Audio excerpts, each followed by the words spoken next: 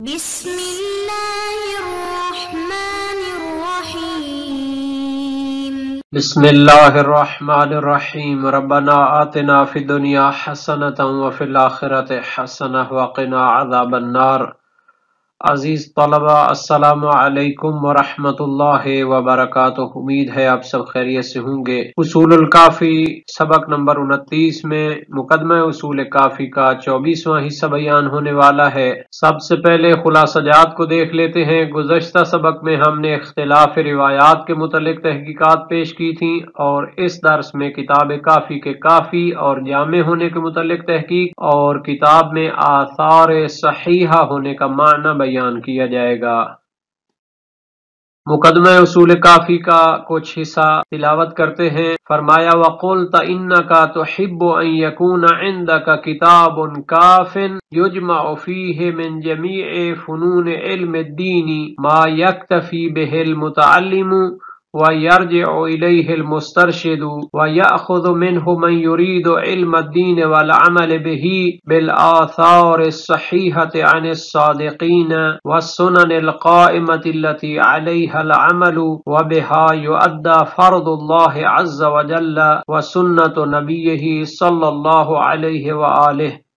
وَقُلْتَ لَوْ كَانَ ذَلِكَ رَجَوْتُ أَنْ يَكُونَ ذَلِكَ سَبَبًا يَتَدَارَكُ اللَّهُ تَعَالَى بِمَعُونَتِهِ وَتَوْفِيقِهِ إِخْوَانَنَا وَأَهْلَ مِلَّتِنَا وَيُقْبِلُ بِهِمْ إِلَى مَرَاشِدِهِمْ۔ اس عبارت میں جو لغات آئی ہیں، المسترشد، استرشد، یسترشد، مسترشد، اس میں فاعل کا صیغہ ہے باب استفعال سے۔ رشد اور ہدایت کا طلبگار، آثار منقول روایات کو کہتے ہیں۔ الصحیحہ معتبر اور حجت جن کے معتبر ہونے کی شرائط موجود ہوں۔ المراشد اہداف اور مقاصد کو کہتے ہیں۔ یقبل بہم متوجہ کرنا، پہنچانا۔ کافن کفا یکفی سے اس میں فاعل ہے، کافی اور وافی ہونا۔ تو اس عبارت کا ترجمہ دیکھ لیتے ہیں۔ فرمایا وَقُلْتَ إِنَّكَ تُحِبُّ أَن يَكُونَ عِندَكَ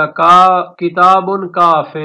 علامہ امام کلینی فرماتے ہیں کہ اے بھائی، آپ نے کہا کہ تجھے پسند ہے کہ تیرے پاس ایک ایسی کتاب ہو جو کافی ہو، یعنی نہایت ہی جامع کتاب ہو۔ یجمع فیہ من جمیع فنون علم الدین، جس میں علم دین کے تمام جو فنون ہیں، شعبہ جات ہیں، اس کے ابواب ہیں، ان کو جمع کر دیا گیا ہو۔ ما یکتفی بہ المتعلم، اس میں اتنی جامعیت ہو کہ متعلمین اور علم کے طلبگار اور طلاب اس پر اکتفا کر سکیں، یعنی ان کے لیے سارے موضوعات دینی ایک جگہ پر جمع ہوں تو وہ اس کتاب کو اچھی طرح حل کریں، پڑھیں، تو پھر ان کے لیے کافی ہو۔ وَيَرْجِعُ إِلَيْهِ الْمُسْتَرْشِدُ، اور جو رشد اور ہدایت کا طلبگار ہے وہ اس کتاب کی طرف رجوع کرے۔ وَيَأْخُذُ مِنْهُ مَنْ يُرِيدُ عِلْمَ الدِّينِ وَالْعَمَلِ بِهِ، اور اس کتاب کو اخذ کرے وہ شخص کے جو علم دین اور ان پر عمل کرنا چاہتا ہے،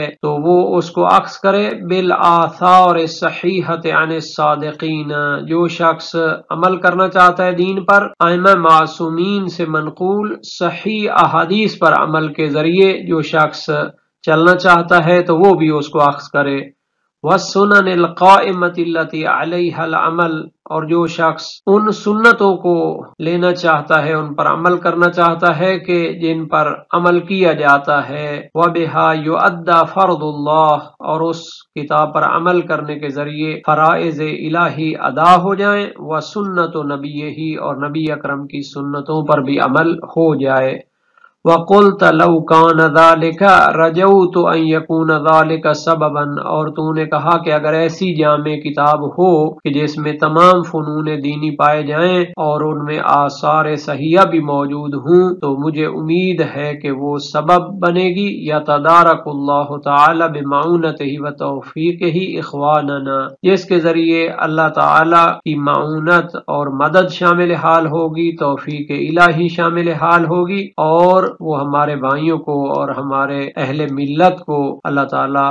اپنی رحمت اور کرم ملے گا۔ وَيُقْبِلُ بِهِمْ إِلَى مَرَاشِدِهِمْ، اور ہمارے دینی بھائیوں کو اللہ تعالیٰ ان کے مقاصد اور اہداف اور کمالات تک پہنچائے گا، ان کی طرف انہیں متوجہ کرے گا۔ تو یہ ایک نہایت اہم عبارت تھی جس کے بارے میں علمی بحثوں کی گنجائش موجود ہے۔ ہم پہلے شارحین کے نظریات کو اس کے متعلق بیان کرتے ہیں۔ علامہ میر محمد باقر داماد نے اپنی الرواشع السماویہ میں ایک تو آثار کے متعلق بحث کی ہے کہ اثر کا معنی حدیث ماثور ہوتا ہے جو سابقہ اور اسلاف سے منقول ہوتی ہیں۔ حدیث اور اس کے مرادف اور مترادف خبر ہوتی ہے، اور اثر یہ عام ہوتے ہیں، چاہے قول پیغمبر ہو یا امام ہو یا صحابی اور تابعین ہو۔ تو کبھی حدیث کو معصومین کی روایات سے اور خبر کو دوسروں کے اقوال سے، اور اسی طرح بعض اوقات دیگر بھی اس کے بارے میں اصطلاحات وغیرہ موجود ہیں۔ کبھی حدیث کو خبر سے عام میں مطلق قرار دیا جاتا ہے، اور بعض نے اثر کو خبر کے مترادف قرار دیا ہے۔ اس عبارت میں اصل بحث یہ ہے کہ اس میں آثار صحیحہ سے کیا مراد ہے۔ فرمایا کہ ہمارے اصحاب میں کچھ وہ ہیں کہ جو اصطلاح کو ترجیح دیتے ہیں اور اثر کو ائمہ سے منقول روایات کے ساتھ خاص کرتے ہیں۔ محقق نجم الدین بن سعید اپنی مصنفات استدلالیہ میں اس کی طرف راغب ہوتے ہیں، یعنی وہ آثار کو ائمہ معصومین کے فرامین کے ساتھ قرار دیتے ہیں، جبکہ رئیس المحدثین جناب علامہ شیخ صدوق مراد ہیں۔ انہوں نے آثار صحیحہ سے مراد نبی اکرم اور ائمہ معصومین کی احادیث سب کو مراد لیا ہے۔ اصل سوال یہ ہے کہ آثار صحیحہ سے کیا مراد ہے۔ اگر آپ کہیں کہ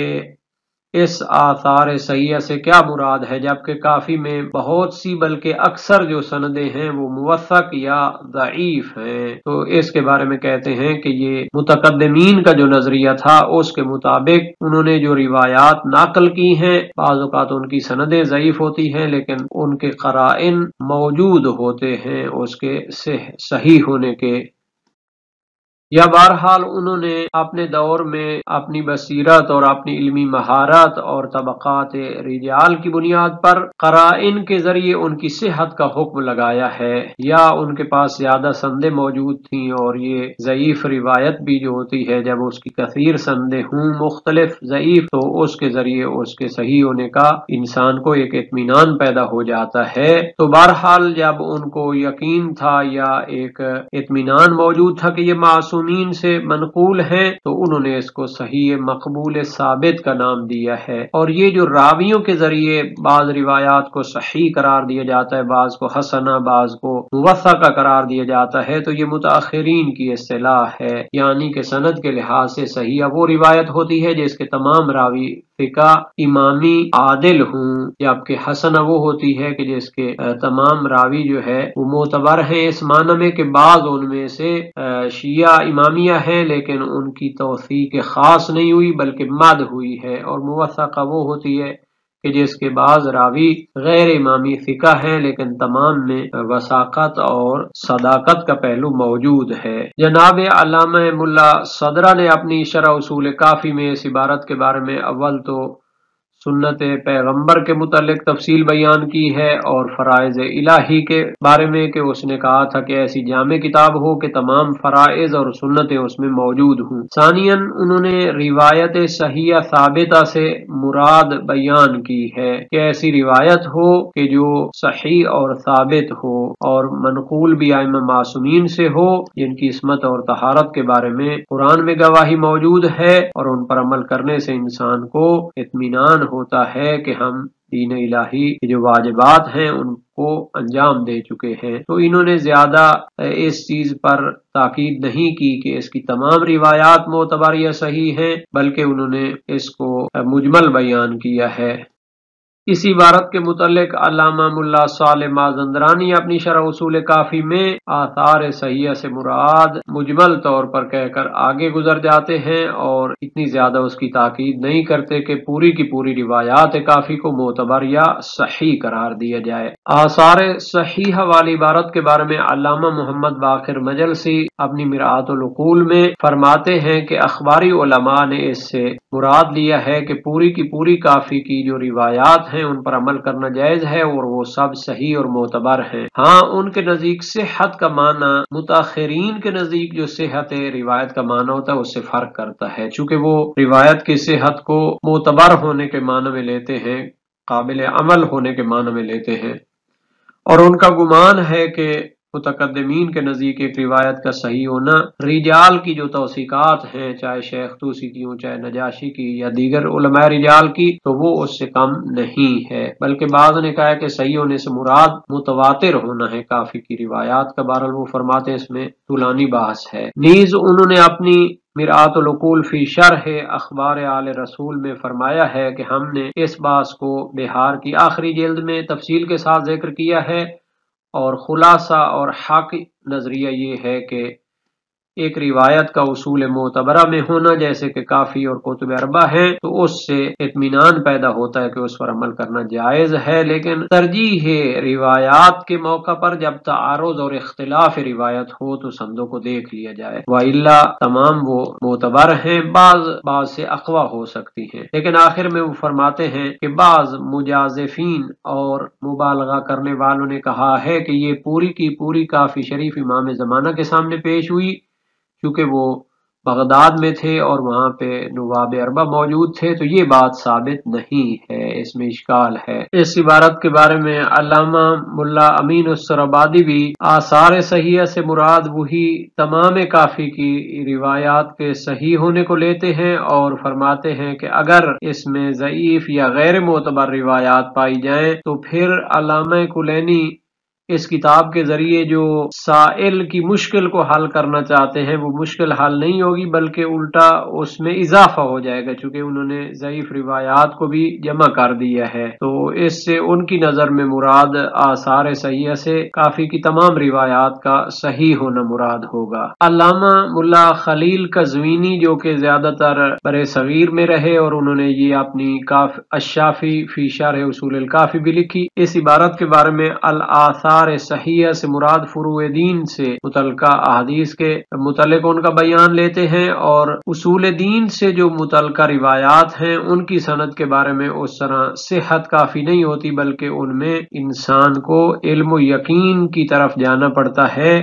یا تو ان کی سندوں کے تواتر کی طرف، یا ان کے متن میں آپس میں ایک تعاضد پایا جائے، ایک دوسرے کی وہ تائید کریں، اور ان میں جو معنی بیان ہوتے ہیں، برہان وغیرہ، ان کی طرف جانا چاہیے، چونکہ اصول دین میں جو نقلی دلیلیں ہوتی ہیں اس سے اس طرح استفادہ نہیں ہوتا، بلکہ ان میں اوامر ارشادی کے تحت استفادہ ہوتا ہے۔ تو نہایت اہم انہوں نے بیان دیا ہے۔ جہاں تک اس عبارت میں آثار صحیحہ سے مراد ہے تو پھر وہ دوسرے اخباری علماء کی طرح اس سے صحت یعنی معتبر ہونا مراد لیتے ہیں، اور باقی تقریباً انہوں نے عبارت وہی ذکر کی ہے کہ جو حاشیہ اصول کافی میں ملا امین السرابادی کی ہے۔ معاصر علماء میں سے علامہ شیخ عبد الحسین مظفر، جنہوں نے الشافی فی شرح اصول کافی لکھی ہے، تو آثار صحیحہ سے